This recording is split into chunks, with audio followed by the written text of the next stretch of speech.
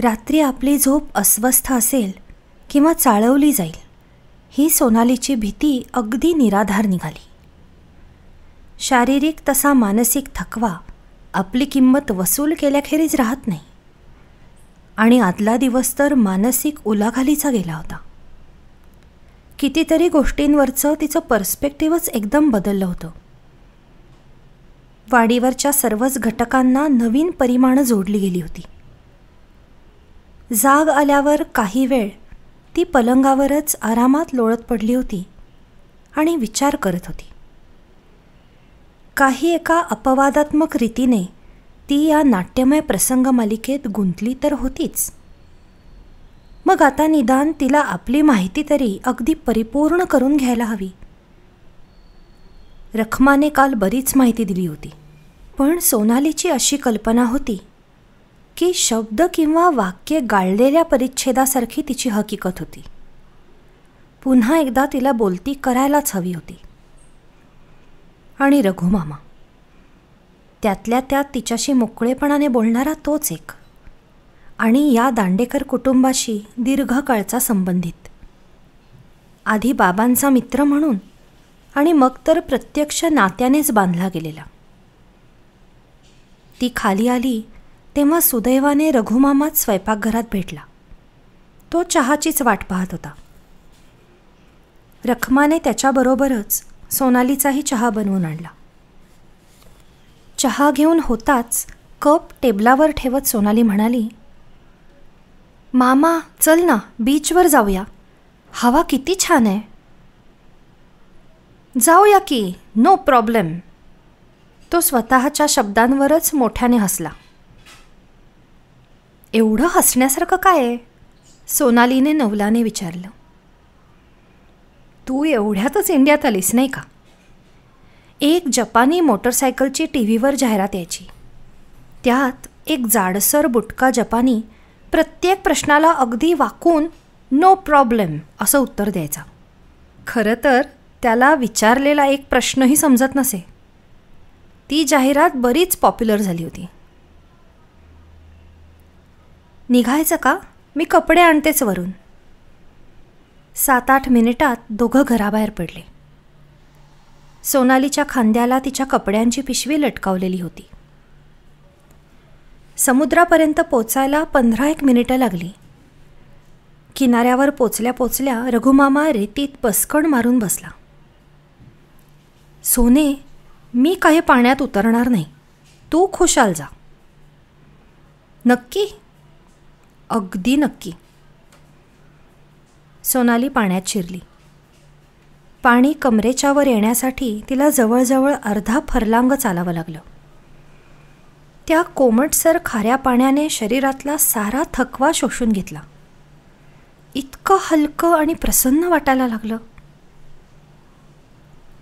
तिचं समाधान झाल्यावर ती पाण्याबाहेर आली. तिने अंगाभोवती एक मोठा टॉवेल गुंडाळून घेतला आणि दुसऱ्याने केस पुसायला सुरुवात केली. केस पुसता पुसता ती रघुमामापाशी येऊन बसली. मामा, काल रात्री रखमा त्या दुसऱ्या घराबद्दल बरंच काही सांगत होती. रघुमामा काहीच बोलला नाही. आता माझ्यापासून काहीही लपवून ठेवायची आवश्यकता नाही मामा. तुला त्या घराचा काय अनुभव आला ते सांग. सोने, आपल्याला इथे 1-2 दिवस राहून परत जायचंय. कशासाठी हव्या त्या चौकशा? मामा, मला एकच सांग, तुला काही अनुभव आला होता का? तू जर नाही म्हणालास तर मी गप्प बसेन. सांग. आला होता. रघुमामा हातात एक खडा घेऊन त्याने खालच्या रेतीत रेघोट्या मारत होता. खूप खूप पूर्वी आला होता. मी आणि गोविंदा त्यावेळी शाळेत होतो आणि शनिवार रविवारच्या सुट्टीसाठी मी इथे वाडीवर आलो होतो. आमच्याबरोबरची म्हणजे ती फक्त मथीच. खरं तर आम्ही दोघंच दिवसभर एकमेकांबरोबर असायचो. असे सकाळचे समुद्रावर आलो होतो. लहानपणचं काही वेगळं असतं बघ. आम्ही अगदी तासनतास पाण्यात डुंबत बसायचो. तसा हा किनारा अजिबात धोक्याचा नाही. त्याने घरच्यांना कधीही काळजी वाटायची नाही. असेच 1-2 तास डुंबल्यानंतर आम्ही परत चाललो होतो आणि वाटेवरच ते दुसरं घर होतं. रघुमामा बोलायचा थांबला. आमच्या कानावर प्रत्यक्ष असं काही आलं नसलं तरी आम्हालाही कुणकुण लागली होती. शिवाय आम्हाला सतत ताकीद दिलेली असायची की त्या घराच्या आसपास फिरकायचं नाही. पण शब्द मोडला नाही तर ती मुलं कसली? आता तुला बाबा अगदी गंभीर अबोल वाटतात ना? तेव्हा गोविंदा विलक्षण हूड होता. सारख्या काही ना काही उचापती करत असायचा. आईबाबांची बोलणी खायचा. त्या घराच्या सावलीत आम्ही थांबलो. बघायचं का रे खिडकीतून आत डोकावून? गोविंदाने विचारलं. गोविंदा, तुझ्या आईने काय सांगितलंय? त्या घराच्या आसपास फिरकायचं सुद्धा नाही, आठवतं? मी म्हणालो. खरं तर माझ्याही मनात उत्सुकता होतीच. ते वयच तसं असतं. नुसतं व्हरांड्यातून पाहायला काय हरकत आहे रे? गोविंदा विचारत होता आणि पावलापावलाने त्या घराच्या दिशेने पुढे सरकत होता. मुलामुलांच्यात भूताखेतांच्या संबंध, हडळ, पिशाच्यांच्या गोष्टी नेहमीच चाललेल्या असतात. पण आमच्या गोष्टीतून वेळ रात्रीची असायची. रिकाम्या घरात मेणबत्तीसारख्या ज्योती हलताना दिसतील. माळ्यावरून नाहीतर तळघरातून विव्हळण्याचे आवाज येतील. स्वच्छ सूर्यप्रकाशात भर दिवसा काही वेडवाकडं दिसू शकेल ही कल्पनाही बालमनाच्या पलीकडची होती. चल रे, नुसतं बघूया खिडकीतून, गोविंदा म्हणाला आणि त्याच्या मागोमाग मीही पुढे आलो आणि आम्ही व्हरांड्यात पोचलो. उन्हातनं सावलीत आल्याने असेल, पण तिथे अगदी गार वाटत होतं. इतकी शांतता होती की पायाखाली रेती सरकत होती तिचाही आवाज ऐकायला येत होता. सोने, तुला खरं सांगू का?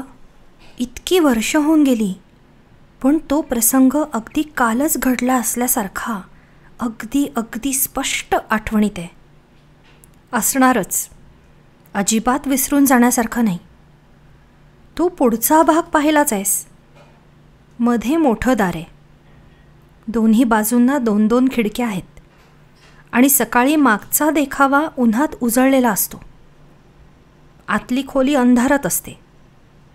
देखाव्याच्या प्रतिबिंबाशिवाय इतर काहीही दिसत नाही. हो, सोनाली म्हणाली. तिची ती आठवण ताजी होती. 2-3 खिडक्यातून आम्ही आत पाहिलं. काही दिसलं नाही. म्हणजे घरात असतं तसं सामान दिसलं असेल, पण लक्षात राहण्यासारखं दुसरं काही दिसलं नाही. मनात निराशा आली आणि सुटल्यासारखंही वाटलं. चल, तिकडनं बघूया, गोविंदा म्हणाला आणि घराला वळसा घालून आम्ही मागच्या बाजूला आलो. म्हणजे आपल्या घरातून दिसते ती बाजू. तिकडेही व्हरांडा आहे आणि खिडक्यांची रांग आहे.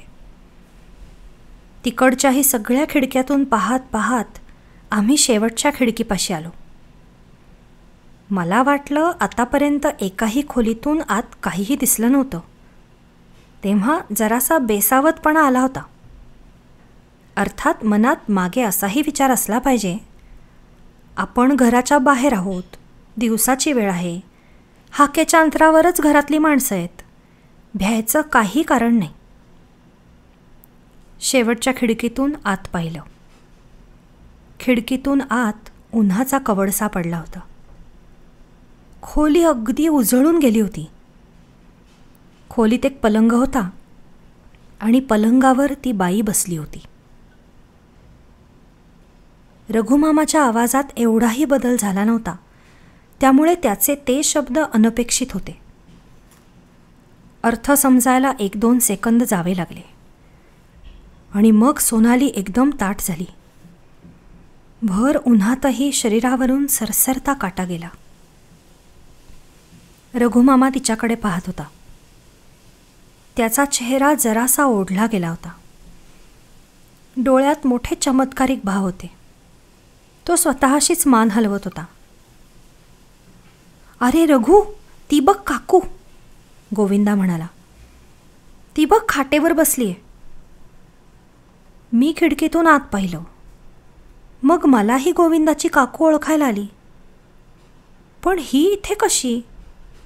आम्हा सगळ्यांना माहीत होतं गोविंदाची काकू मुलाला घेऊन घरातून निघून गेली होती.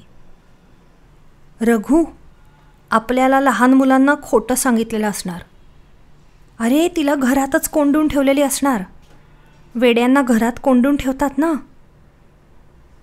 माझ्या मनाचा तर पार गोंधळच झाला होता. मी काकूकडे नुसता पाहत होतो. पण तिच्या अंगावर हे असलं कसलं पातळ होतं? ही तर एखादी शंकरपाळ्याच्या डिझाईनची सोलापुरी चादरच वाटत होती. वय लहान असलं तरी मला एवढं माहीत होतं पातळावर असे प्रिंट नसतात. तेवढ्यात गोविंदाने नखाने खिडकीच्या तावदानावर टकटक असा आवाज केला. काकूंची मान एकदम वर आली. मोठे मोठे डोळे आणि उलटे, म्हणजे डोळा काळा आणि बुबुळं पांढरी. मग काहीतरी बोलायला तिने तोंड उघडलं. आधी वाटलं तोंडात दातच नाहीत. मग दिसलं दात होते पण काळे होते. गोविंदा पळ, मी म्हणालो. पण विचार खूप वेगाने येतात. आचाराला काही ना काही वेळ लागतोच. ती बाई काय झपाट्याने हल्ली होती. एव्हाना खिडकीपाशी पोचलीही होती. खिडकीच्या काचेला चेहरा लावून पाहत होती. काळ्या दाताच्या तोंडाने हसत होती. मग कसे तरी धडपडत आम्ही व्हरांड्यातून खाली उतरलो होतो आणि घराच्या दिशेने धूम पळत होतो. पण गोविंदाला एक शहाणपणा सुचला. आम्ही घरात गेलोच नाही. पळत पळत सरळ सुपारीच्या बागेत गेलो. दमछाक होईपर्यंत पळालो आणि शेवटी विहिरीच्या काठापाशी जाऊन थांबलो. असे घाबऱ्या घाबऱ्याने सरळ घरात गेलो असतो तर सगळंच बिंग फुटलं असतं. 1000 प्रश्नांना उत्तरं द्यावी लागली असती आणि बोलणी खावी लागली असती. दम यायला आणि डोकं शांत व्हायला काही वेळ हवाच होता. आणि अर्थात चर्चेलाही. गोविंदा, ती काही तुझी काकू नव्हती, मी म्हणालो. पण दिसायला अगदी काकूसारखी होती की नाही, तो विचारत होता. लांबून दिसली असेल तशी. पण डोळे बघितलेस का? दात बघितलेस का? आणि अंगावरचं ते चादरीचं पातळ बघितलंस का? छे, काकू तर मुळीच नव्हती. पण गोविंदा, काहीतरी होतं खास तिच्यासारखं दिसणारं. म्हणूनच आपल्याला त्या घरापाशी फिरकायची बंदी होती. मी आईला विचारून पाहतो, गोविंदा म्हणाला. तुला काहीही सांगणार नाहीत, मी म्हणालो. आणि झालंही तसंच. पहिलं उत्तर, तुला कशासाठी हव्या त्या चौकशा? आणि मग काय दिसलं हे सांगताच पाठीत धपाटा. सांगितलं होतं ना त्या घराकडे फिरकायचं नाही म्हणून. त्या आठवणीने रघुमामाला हसू आलं. पण मग गंभीर होत तो म्हणाला, आता हसू येतं, पण त्यावेळी आम्ही दोघं काय भ्यायलो होतो. आजकालचं हे मानसशास्त्र सांगतं, मुलांच्या शंकांचं निरसन करा. त्यांनी आम्हाला काय स्पष्टीकरणं दिली असती? खरं तर त्यांनाच माहीत नव्हतं, कोणासच माहीत नव्हतं त्या घरात खरोखरच काय येते. आणि सोने, अजूनही कोणालाही माहिती नाही. मग आम्हाला ते काय सांगणार? धाकदपटशा दाखवून मोठेपणाचा अधिकार गमावून ते आमची तोंड बंद करू शकत होते. तेवढं मात्र त्यांनी केलं. सोनालीने जरा वेळाने विचारलं, मामा, तुमची दोघांची आठवण जर इतकी प्रखर होती तर मग मोठे झाल्यावर तुम्ही काही शोध घ्यायचा प्रयत्न केला नाहीत का? कसा शोध घ्यायचा? कशाचा शोध घ्यायचा? जंगलातून किंवा जाळीतून एखाद्या हिंस्त्र श्वापदाची गुरगुर कानावर आली तर माणूस त्या जागेपासून शक्य तितका दूर राहतो, हो की नाही? जंगलात जाऊन शोध घेणारा किंवा त्या जाळीत डोकावणारा एखादा हरीचालाल असेलही, पण आम्ही आपली साधी माणसं 4 पावलं दूर राहणाऱ्यापैकीच. पण वाडीवर येत राहिलात, इथे मुक्काम करत राहिलात. हो, तुझी आजी इथे होती ना. रखमा म्हणाली होती, त्या घरापासून लोकांना वाचवण्यासाठी आजी एकटीच वाडीवर राहिली होती. सर्वांची आजीवर केवढी भिस्त होती. वेळ किती गेला होता. सूर्य चांगलाच वर आला होता. उन्हाचा आता चटका जाणवत होता. तिचे केस केव्हाच वाळले होते. डोक्यावरचा टॉवेल झटकून टाकत ती उठली. तिच्याबरोबर रघुमामाही उठला. न बोलता ते घराकडे निघाले. वाटेवर अर्थात ते दुसरं घर लागलंच. स्वतःच्या सावलीच्या निःशब्द कोशात गुरफटून बसलेलं. अनेकांना त्याचे अनेक पैलू दिसले होते. रखमाला एक, तिला दुसरा, मामा आणि बाबांना आणखी वेगळा. गोष्टी वरवर नाटकी वाटल्या तरी त्यांच्या गर्भात क्रूर आणि पाशवी शक्ती होती, यात तिळमात्र शंका नव्हती. पण त्या घराचं एक कसं विलक्षण, विपरीत, विसंगत आकर्षण होतं. आताही तिला अगदी मनोमन वाटत होतं, व्हरांड्यातल्या खिडकीतून डोकावून आत पाहावं. आणि तिची खात्री होती, रघुमामा बरोबर नसता तर ती खात्रीने त्या घराच्या व्हरांड्यात गेली असती. एकामागून एक असं वेगवेगळ्या खिडकीतून तिने डोकावून पाहिलं असतं. विपरीत आणि विषारी आकर्षण. घराजवळून ते दोघं गेले तेव्हा ती घरापासून शक्य तितकी दूर रघुमामाच्या दुसऱ्या बाजूने चालत होती. घराच्या व्हरांड्यात पाय टाकताच स्वयंपाकघरात बनवलेल्या पदार्थांचा अगदी खमंग वास त्यांच्यापर्यंत पोचला. सोनालीला जाणीव झाली, आपल्याला अगदी कडकडून भूक लागली आहे. हात तोंड धुवून ती स्वयंपाकघरात गेली. समुद्रावर गेली होतीस वाटतं, बाबांनी विचारलं. हो, मी आणि मामा. रघु उतरला होता का पाण्यात? रेतीतच लोळत होता, सोनाली हसत म्हणाली. तसे सगळेच सुट्टीवर होते. कोणाच्याच मागे कामाची घाई नव्हती. एक एक कार्यक्रम निवांतपणे करायचा पायंडाच पडला होता. नाश्ता आरामात झाला. बाबा, अजून किती दिवस मुक्काम करणारा तिथे? तू यायच्या दिवशीच परत येणार होतो, पण तुझी आई म्हणाली, मी मागे राहते, सोनाली आली की तिला घेऊन वाडीवर येते, करू दे 4 दिवस मजा, म्हणून मी थांबलो. हा कसला महिन्याचा विधी असतो? वातावरण एकदम बदललं. सोनालीच्या ताबडतोब लक्षात आलं, आपण आणखी एकदा एका नाजूक विषयाला स्पर्श केला आहे. बाबा रखमाकडे पाहत होते. तिने मानेनेच लहानशी खूण केली. जायच्या आधी आईने अनेक इच्छा सांगून ठेवल्या होत्या, त्यांच्यातली ही एक आहे, गोविंदराव म्हणाले. इतर इच्छा काय होत्या याबद्दल ते काहीही बोलले नाहीत. तिला जाऊन महिना झाला की इथे यायचं. मागच्या व्हरांड्याचा कोपरा आहे, तिथे पणती लावायची. किमान 6 महिने तर दरमहा यायला हवं. गोविंदराव जरा थांबून म्हणाले, आई एकूणच जरा वेगळीच होती. विक्षिप्त होती असं म्हणणार नाही, पण तिच्या सर्वच क्रिया समजत असत असं म्हणता यायचं नाही. मला तर अशी शंका येते की दर महिन्याला मी वाडीला भेट द्यायला हवी, यासाठीच आईनेही काहीतरी क्लुप्ती काढली असावी. कारण पहा, मी इथे येणार म्हणजे इथे सगळी व्यवस्था पाहायला रखमा असायला हवी, म्हणजे तीही आपोआपच वाडीवरच राहील. वाडीवर सतत कोणीतरी वस्तीला असायला हवं असा तिचा आग्रह असायचा. ती स्वतः अगदी 1 दिवससुद्धा वाडीबाहेर राहायला गेल्याचं मला आठवत नाही. सोनालीला रखमाचे शब्द आठवले. त्यांचा विचार केला तर बाबांच्या या तर्काला एक वेगळाच अर्थ येत होता. संरक्षण, वाडीचं संरक्षण. बाबा, आजी कशी होती सांगा ना, कशी होती म्हणजे काय?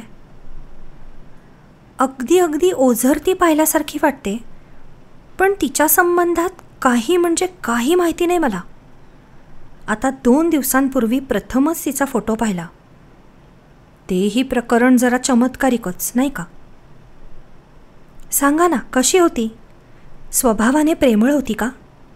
इथे तीच जर सगळ्यात मोठी असेल तर एखाद्या हुकुमशहासारखी अधिकार गाजवायची का? आई, तुला सासूरवास केला का? लहरीपणे वागायची का?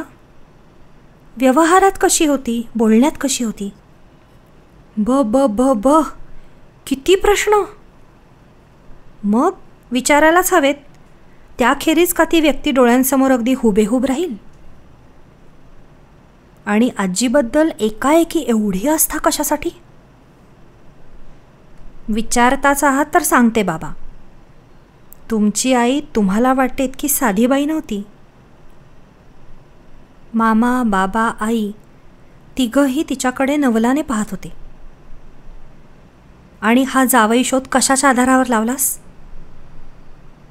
मला आपलं तसं वाटलं, सोनाली जरा लंगड्या आवाजात म्हणाली. खरंच सांगते, एकाएकी मनात तो विचार आला. पण तिच्याबद्दल माझ्या मनात खूप उत्सुकता आहे, ही गोष्ट मात्र खरी आहे. खरंच सांगा बाबा. आई म्हणजे थांबा, सोनाली उठत म्हणाली. बाहेरच्या खोलीतून ती एक पॅड आणि बॉलपेन घेऊन आली. बाबा, आतापर्यंत सगळ्या माणसांचे उल्लेख नुसते आजोबा, आजी, काका, काकू असे झालेत. मला त्यांची नावं सांगा. अगं कशाला, आई म्हणाली. ती माणसं गेलीसुद्धा आता. बाबा, तुम्ही सांगत नसलात तर मला दांडेकरांचा कुलवृत्तांतच पाहावा लागेल. तू काही तुझा हट्ट सोडायची नाहीस, बाबा हसत म्हणाले. ठीक आहे, घे लिहून. माझ्या वडिलांचं नाव विश्वनाथ आणि आईचं नाव दुर्गाबाई. काकांचं नाव मोरेश्वर आणि काकूंचं नाव कृष्णाबाई. त्यांच्या मुलाचं नाव यशवंत असावं असं आठवतं, नक्की नाही. तुझ्या आईचं नाव मंजिरी, तुझं नाव सोनाली, तुझ्या भावाचं नाव ऋषिकेश आणि त्याच्या पत्नीचं नाव मेनका. झालं? झालं. आता सांगा. आई अगदी शेवटी शेवटी थकली होती, वाळली होती, केसही पिकले होते. नजर मात्र पहिल्यासारखीच तीक्ष्ण होती. ती गेली तेव्हा 80च्या आसपासचं वय नक्कीच असेल. वडिलांचा कारभार जरा ढिलाच होता. वडील नसते तर कारभार गबाळाच म्हटला असता. पण आई खरी व्यवहारी. नारळ, सुपारी, अननस, फणस काढायचे तेव्हा तिची सगळीकडे नजर असायची. वडील गेल्यावर मीच सुचवलं, हा व्याप आता पुरे कर, झाडं उक्ती विकून टाक. सहसा कोणाचं ती ऐकणाऱ्यांपैकी नव्हती, पण यावेळी माझं सांगणं मानलं. खरं तर या उठाठेवी करण्याचं तिचं वयही राहिलं नव्हतं. 2 पैसे कमी मिळत असतील, पण सारा व्यवहार एकदम सोपा आणि सुखाचा झाला. पण तिला फसवायची कोणाची हिंमतच नव्हती. वाडीवर नोकर चाकर असतानाची वेळ मला आठवते. सगळे आईला भिवूनच असत. सगळे तिच्या नजरेच्या धाकात असत. मला तिचा आवाज कधी चढलेला आठवत नाही, की ती कधी कोणावर रागावलेली आठवत नाही. पण तशी मोठी प्रेमळही नव्हती. बाबा, आजी अगदी जुन्या काळातली नाही का? हो, मग? तुम्ही तिकडे आपल्या घरात सुद्धा देवाची रोज पूजा करता. मग इथे वाडीवर देव नाहीत, देवघर नाही, हे कसं? सोनालीच्या लक्षात आलं. पुन्हा एकदा बाबा आणि रखमा यांच्यात नजरानजर झाली. बाबांनी एकवार खांदे उडवले. सोने, आई असताना इथे देव होते, पण तिची इच्छा होती की तिच्या निधनानंतर इथे वाडीवर देव ठेवू नयेत. तिच्या मागोमाग इथल्या सर्व देवांचंही विसर्जन करावं. खरं तर शेवटी जेव्हा तिची हालचाल थांबत आली तेव्हा तिने शेवटची एक पूजा केली आणि देव एका शिसवीच्या पेटीत ठेवून दिले. हे रखमानेच मला सांगितलं आहे. बाबा स्वतःशीच मान हलवत होते. खरं तर शेवटी आई अगदी थकली होती, पण तिला कोणत्याही गोष्टीचं काहीही स्पष्टीकरण मागायची कोणाची प्राज्ञाच नव्हती. आधी ठणठणीत होती तेव्हा तर तिचा सगळ्यांना वचक होताच. मग दुर्बळपणा, क्षीणपणा हेच शस्त्र ठरतं नाही का? अशा व्यक्तीविरुद्ध तुमच्यापाशी काय असतं? अशांच्यावर तुम्ही काय सक्ती करणार? सोनाली आईकडे वळली. आई, आता तू सांग, तुला सासूरवास झाला का? बोलणी खावी लागली का? आई हसत हसत म्हणाली, नाही, म्हणजे मी सासूबाईंच्या मनाविरुद्ध कधी वागलेच नाही. कारण हे होतं की वाडी म्हणजे त्यांचं घर होतं. तिथे त्यांच्या मर्जीप्रमाणे कारभार चालावा अशी त्यांची इच्छा असली तर ती योग्यच होती. शिवाय माझी त्यांच्यापासून काहीही अपेक्षा नव्हती. तुझे बाबा म्हणजे त्यांचा एकुलता एक मुलगा. आज ना उद्या केव्हा तरी सर्व मिळकत यांच्याच नावावर होणार होती. आता नीट ऐक, हा विचार माझ्या मनात कधीही आला नाही. मी वाडीवर तशी वर्षाकाठी 2-2.25 महिनेच राहत असेन. एप्रिल मे मध्ये आंब्यांच्या हंगामात इथे मुक्काम असायचा आणि मग दिवाळीत बहुधा इथेच. म्हणजे कुठे ट्रिपवर वगैरे गेलो नाही तर. आणि खरं सांगू का, त्या खरंच व्यवहारी होत्या. मग जर त्यांचं काहीही नुकसान होत नसेल, काहीही गफलत होत नसेल, तर मग वादासाठी वाद कशाला? तो माझा स्वभावच नाही. पण सोने, हे शहाणपण माझं नाही, रखमाचं आहे. सोने, इथे मला 2 सासवा होत्या. सासूबाई मला मंजिरी म्हणून हाक मारायच्या आणि ही रखमा सूनबाई म्हणायची. अजूनही म्हणते. जरा वेळ थांबून आई पुढे म्हणाली, पण त्यात व्यवहारही आहे, शहाणपणही आहे, म्हटलं तर स्वार्थही आहे. दुसऱ्याचं काम चांगलं होवो न होवो, त्याच्या प्रयत्नांना दाद देण्यात काय गैर आहे? चांगलं बोलणं, मान राखणं या गोष्टी तर फुकटच्या आहेत ना. सासूबाई माझ्यावर नेहमी खुश असायच्या. पण एक मात्र सांगते, त्या नेहमी स्वतःचं अंतर ठेवून वागायच्या. त्यांच्या तोंडून सहसा वावगा शब्द निघायचा नाही, पण केव्हा तरी एकदा त्या बोलून गेल्या, अगं, रक्ताचं नातं लागतं. सोनालीला एकदम रखमाचे शब्द आठवले. तुझ्याशी त्यांचं रक्ताचं नातं आहे ना? स्नानासाठी सोनाली वर गेली. बाबा, आई, आजी, रखमा. एक मोठा विचित्र चौकोन होता. आई, बाबा, आजी यांची परस्पर नाती आणि संबंध समजू शकत होते. पण रखमा, ती या साऱ्यात कुठे बसत होती? ती ना नात्याची, ना गोत्याची, ना जातीची, सर्वस्वी परकी, अशिक्षितच, आश्रित म्हणून वाडीवर राहायला आलेली. आजीच्या मृत्यूनंतर जवळजवळ महिनाभर ती वाडीवर एकटीनेच राहत होती. घरादाराच्या सर्व किल्ल्या तिच्यापाशीच होत्या. नाही म्हटलं तरी घरात पैसा अडका, दागदागिने, चांदीची भांडी असलं असणारच. पण आईबाबांचं रखमाशी वागणं एखाद्या जवळच्या विश्वासातल्या व्यक्तीशी वागावं तसं होतं. आईबाबांनी आजी संबंधात माहिती सांगितली होती, पण ती एखाद्या चरित्रकोशात असते तशी, जाहीर प्रदर्शनासाठी असावी तशी होती, किंवा कदाचित त्यांनी चित्राची एकच बाजू दाखवली असेल. चित्राला आणखी एक बाजू होती आणि ती फक्त रखमालाच माहीत होती. रखमा सारा जन्म वाडीवर राहिली होती. आजोबांनी आपला भाऊ गमावला होता, तर रखमाने स्वतःची मुलगी गमावली होती. मग तिच्या लक्षात आलं, रखमाची मुलगी मृत झाली होती, पण ती तिला दिसली होती त्याच घरात जिथे आजोबांच्या भावाने आत्महत्या केली होती. या 2 घटनांचा संबंध असला तर त्या रहस्याचा एक काळा धागा तिच्या हाती आला होता. पण रखमाच फक्त या साऱ्यावर उजेड टाकू शकणार होती.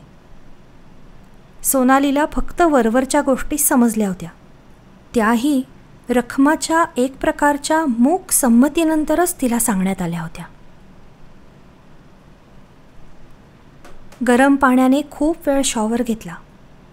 सकाळचा पोहण्याचा व्यायाम, मग चांगला भरगच्च नाश्ता आणि आताचा हा गरम शॉवर. जरा विश्रांतीसाठी म्हणून ती कॉटवर आडवी झाली. ती गाढ झोपली. दुपारी केव्हा तरी तिला जाग आली. 1:30 वाजला होता. ती कॉटवर उठून बसली.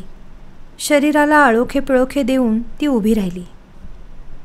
खाली आली तेव्हा स्वयंपाकघरात रखमा एकटीच होती. जेवण करत होती. तिथेच टेबलापाशी सोनाली बसली. सगळे जेवून गेले? तिने विचारलं. हो, रखमा म्हणाली. तुझं ताट घेऊ का? आता रात्रीच काहीतरी खाईन. तुझं जेवण होऊ दे. सोनाली स्वयंपाकघरात आली म्हणून रखमाला जेवण घेताना काही अवघड वाटलेलं दिसलं नाही. रखमा, आजी असताना तुम्ही बरोबरच जेवायला बसायच्यात का गं? छे बाई, त्यांचं सगळं झाल्यावर मग माझं जेवण, रखमा म्हणाली. पण एक होतं, मी जेवत असले तरी त्यांचं जे काही काम चालू असेल ते चालूच असायचं. म्हणून तू जेवताना मी आले तरी तुझी काही गडबड उडली नाही. अगं सोनाली, या घरात मला परकं वाटतच नाही. मी घरात आले तेव्हा गोविंदा, रागवू नकोस, तुझ्या वडिलांना गोविंदा म्हणते, गुडघ्या एवढा होता.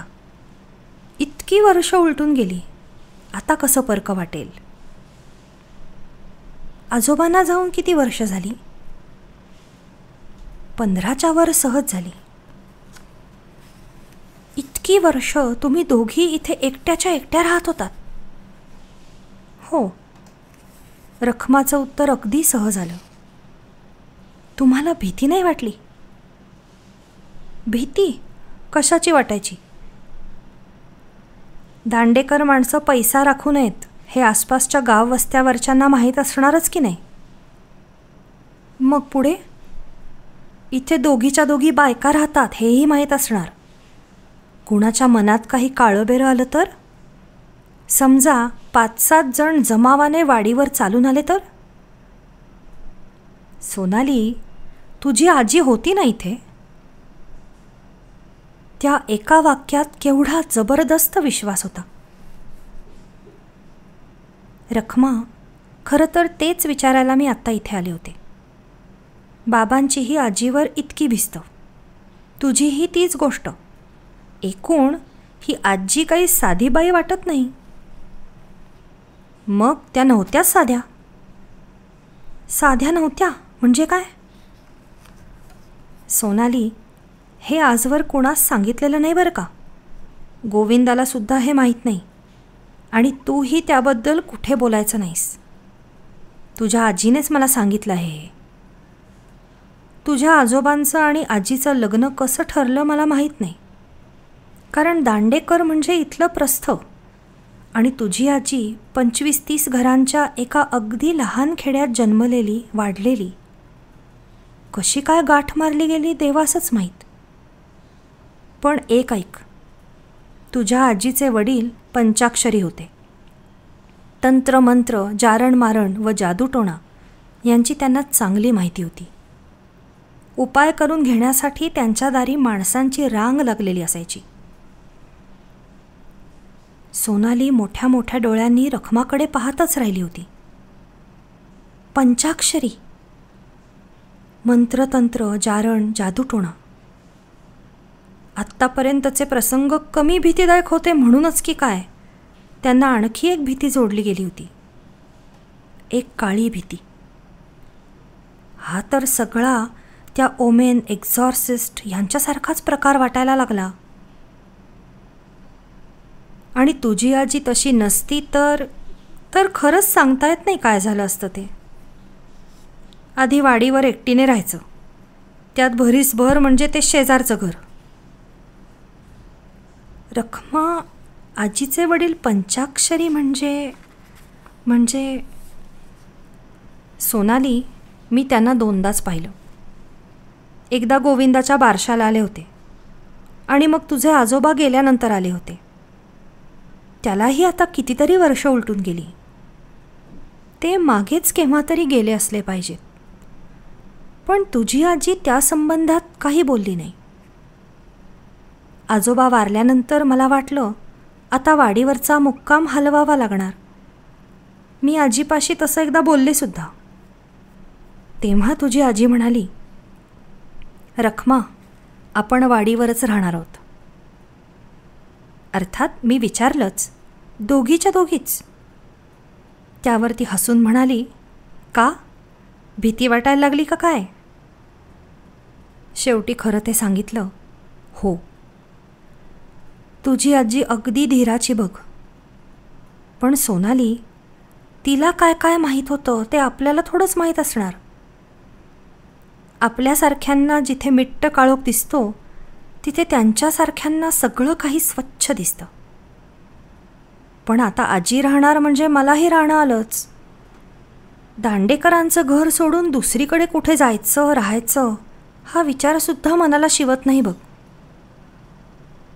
पण तुझी भीती ती खरी निघाली का? हो. दांडेकरांची वाडी आसपासच्या वाड्या वस्त्यांवर प्रसिद्ध होती. स्वतः दांडेकर होते तोपर्यंत वाडीवर जाणाऱ्यांची संख्या खूप मोठी होती. पण घरातल्या कामाला रखमा असल्याने दांडेकरांच्या घरात प्रत्यक्ष असा कोणाचाच प्रवेश झाला नव्हता. लोकांना एवढं माहीत होतं की स्वतः दांडेकरांइतकंच किंबहुना त्यांच्यापेक्षाही जास्त लक्ष बाईचंच असतं. जराशी किडकिडीत शरीराची 50च्या पुढची स्त्री. आणि आता मालक गेले होते. वस्तीला होत्या फक्त मालकीणबाई आणि त्यांच्याकडची कामवाली रखमा. शेजारचं घरही रिकामं. लोकांच्या पैशांवर डल्ला मारून आरामाचं चैनीचं आयुष्य घालवणारे समाजकंटक ते सर्वत्र असतात. मोठ्या मोठ्या शहरात तसेच 100-150 छपरांच्या खेड्यातही असतात. आणि हे वाडीचं आमिष तर उंदरासमोर लोण्याचा गोळा ठेवण्या इतकं आकर्षक. वाडीकडे रस्त्यावरनं वाट होती, पण भरतीच्या वेळी समुद्रातूनही होडग्यातून येणं सोपं होतं. आणि काम झालं की पहाटेच्या ओहोटीबरोबर पसार व्हायचं. या कानाचा त्या कानाला पत्ता लागायचा नाही. हुसन्या आणि केरू म्हणजे 22-23च्या वयाची हूड पोरं. एव्हानाच दोघं विडीकाडीच्या पार पुढे गेले होते. त्यांच्या बापजाद्यांनी मासेमारीचा धंदा जन्मभर केला होता. पण उन्हा पावसात, थंडी वाऱ्यात, वादळ तुफानात असं तासन तास राबून पोटाची खळगी भरायची. त्यांना यापेक्षा चोरीमारीचा, गुंड गुन्हेगारांकडून आलेला पैसा जास्त पसंत होता. त्यांची स्वप्न आलिशान गाड्यातून हिंडण्याची, हाताच्या बोटात 4-4 हिऱ्याच्या अंगठ्या घालण्याची, गोऱ्या गोमट्या टंच पोरींच्या सहवासात आलिशान हॉटेलमधून राहण्याची होती. विना कष्टाचा पैसा आणि सगळी चैन. त्यांच्या आयुष्याचं तत्त्वज्ञानच हे होतं. मुंबईचा माणूस खबर घेऊन आला की रात्रीच्या होड्या समुद्रात जायच्या. ठराविक ठिकाणी पोचलं की पाण्यावर तरंगणारे बॉय दिसायचे. त्यांच्या खाली पार्सल असायची. तेवढी होड्यातून परत आणण्याचं काम पुरं केलं की झालं. पुढची ट्रकची वगैरे सर्व व्यवस्था असायची. सगळ्यांचे खिसे गरम. मग 8-15 दिवस अगदी चैन. पण गेल्या महिन्याभरात खबरही आली नव्हती, माणूसही आला नव्हता. पैशांची एकदम कडकी जाणवत होती. अधूनमधून थट्टेने वाडीचा विषय त्यांच्या बोलण्यात निघतच असे.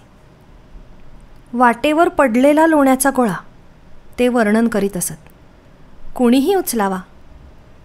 पण आता चर्चा झाली ती थट्टेच झाली नाही. दोघं मासेमारीवर जात नसले तरी तिथी, वार, भरती, ओहोटी यांचा हिशेब नेहमी डोक्यात असायचाच. हुसन्या, रात्री 2च्या पुढे चंद्र उगवणार आहे. मग काय, आजच रात्री? वाडीच्या दिशेने एक बोट करत हुसन्याने विचारलं. आजच रात्री 10ला. आणखी शब्दांची जरुरीच नव्हती. रात्री काय दिवसा काय, केव्हाही ते दोघं बाहेर पडले तरी त्यांना हटकणारं वस्तीत कोणीच नव्हतं. होडगं पाण्यात घातलं. 2.5-3 फुटांच्या पाण्यातही वल्हवत येण्यासारखं.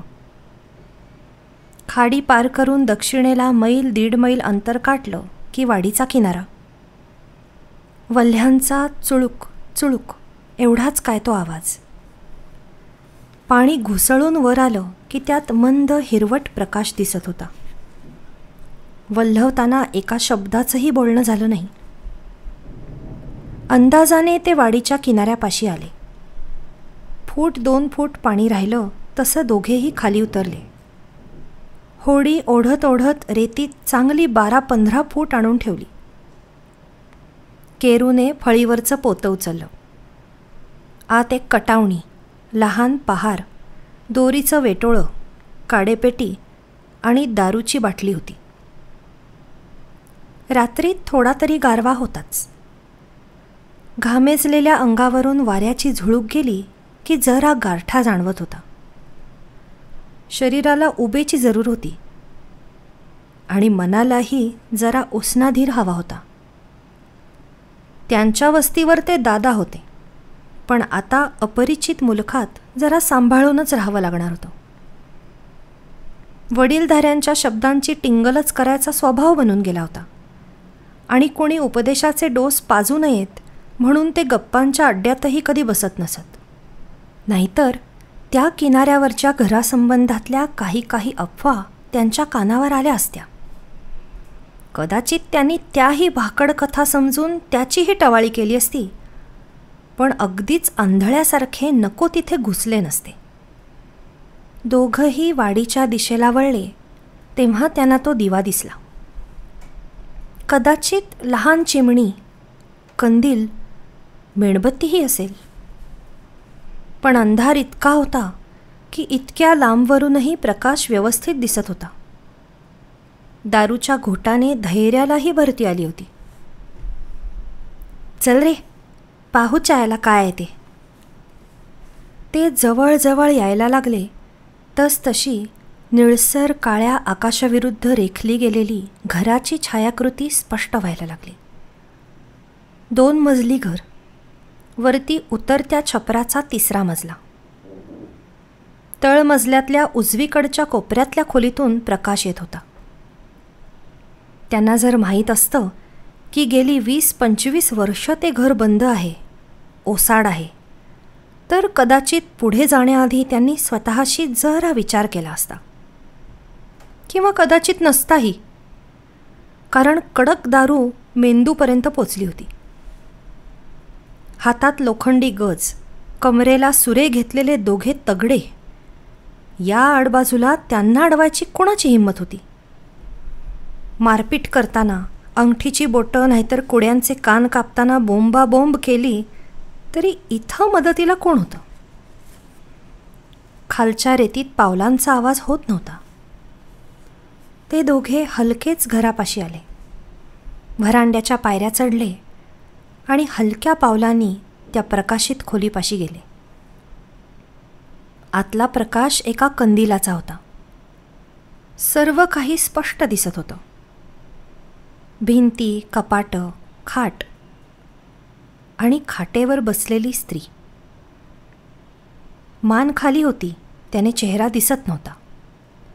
डाव्या मनगटाशी उजव्या हाताचा चाळा चालला होता आणि मनगटातले कातीव कामाचे बिलवर, जाळीच्या पाटल्या, पिळाचे तोडे, उजव्या हातातल्या बोटातली लखलखती अंगठी, पुढे वाकलेल्या मानेभोवतालचा जाड 4 पदरी हार, सर्व काही स्पष्ट दिसत होतं.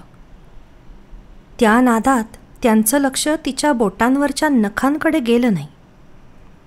नखं जराशी लांब आणि अगदी काळी होती.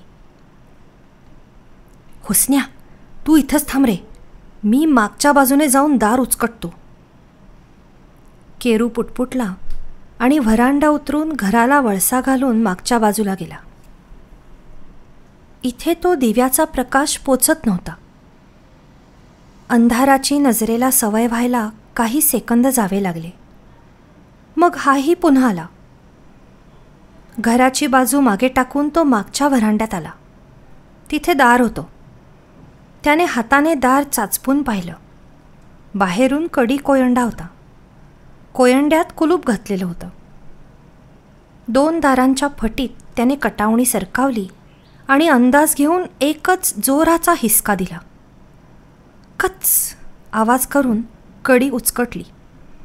त्याने दार आत ढकललं. खूप दिवस न फिरलेली बिजागरी दार उघडताना कुई कुई आवाज करत होती. केरूने दार अर्धवट उघडताच त्यातून आत पाय टाकला. आता समोर प्रकाशाची चीर दिसत होती. त्याच्यापासून 5-7 हातांच्या अंतरावरच तो खजिना होता. हातातली कटावणी सरसावून तो त्या दारापाशी आला आणि त्याने त्या दाराला एक हलका धक्का दिला. दार एकदम आत उघडलं. ती अजून खाटेवरच बसली होती, पण आता त्याच्याकडे पाहत होती आणि हसत होती. काळ्या डोळ्यातली पांढरी बुबुळं, वासलेल्या तोंडातले काळे दात. मग एकदम अंधार झाला. काहीतरी त्याला येऊन बिलगलं. कधी कल्पनाही केली नसेल असला स्पर्श.